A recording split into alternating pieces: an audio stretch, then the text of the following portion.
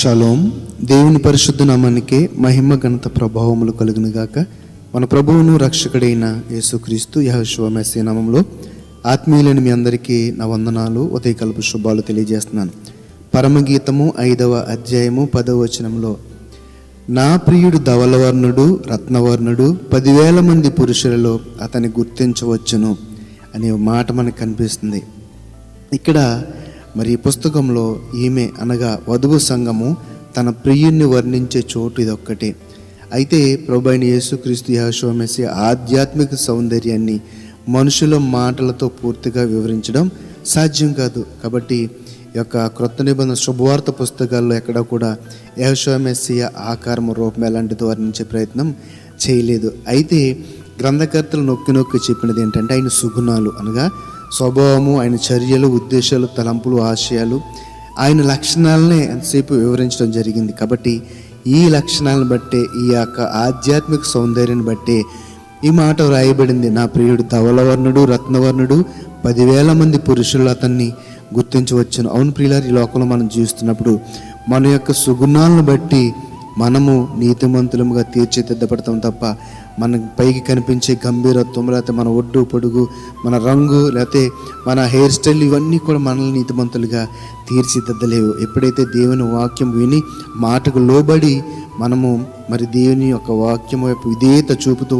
ఆయన్ని అందు భయభక్తులు కలిగి జీవిస్తామో అప్పుడే మనం మన యొక్క సుగుణాలు, మన యొక్క స్వభావాన్ని మరి సమాజంలో జనులు గుర్తించడం జరుగుతుంది. కాబట్టి ఎలాగైతే తండ్రి అయిన దేవుడైన కుమారుడైన యేసుక్రీస్తుకి ఇచ్చిన యొక్క సర్వ ఆ సుగుణాలను బట్టి మరి 10,000 మంది పురుషుల్లో గుర్తించవచ్చును.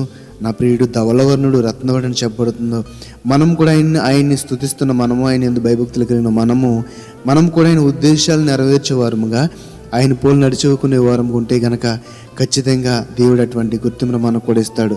కీర్తన గ్రంథం 45వ అధ్యాయం 2వ వచనంలో చూస్తే, నరుల కంటే నీవు అతి సుందరుడు అయి ఉన్నావు, నీ పెదవుల మీద దయారసము పోయబడి ఉన్నది కావున దేవుడు నిత్యము నిన్ను ఆశీర్వదించును.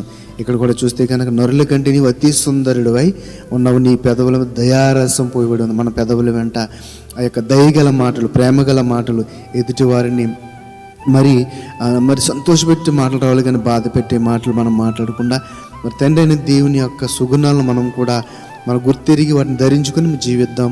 దేవుని యొక్క మేలు పొందుకుందాం. అట్టి కృప తండ్రి అయిన దేవుడు మనందరికీ దయచేయునుగాక. ఆమేన్. పరిశుద్ధుల మహోన్నతుల మమ్మ కన్న తండ్రి, నీ పరిశుద్ధమైన మనకు వందనాలు, స్తుతులు, స్తోత్రాలు.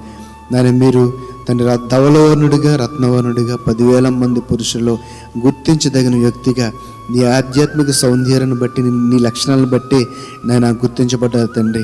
నాయన మిమ్మల్ని స్తుతిస్తున్న మేము కూడా ప్రభువా అట్టి తండ్రి ప్రభువా ఆధ్యాత్మిక సౌందర్యంలో తండ్రి ప్రభు ఎదుగుచు, నేను ఆత్మలో బలపడుచు, నీ రక్షణ బట్టి తండ్రి ప్రభువా మేమందరము నిన్ను స్తుతిస్తూ నీ మేలు పొందిన కృపణ దయచేయమని తండ్రి ప్రభువా నిన్ను స్తుతించేవారముగా, నిన్ను పోలు నడుచుకునేవారముగా నేను సమాజంలో దేవుని బిడ్డలముగా బ్రతుకుచున్నప్పుడు నీ కృప మెండుగా దయచేయమని నజరేయుడైన యెహోషువ మెస్సీ నామములో ప్రార్థన అడిగి వేడుకొనుచున్నాము తండ్రి. ఆమేన్, ఆమేన్. షలోం. అందరికీ వందనాలు.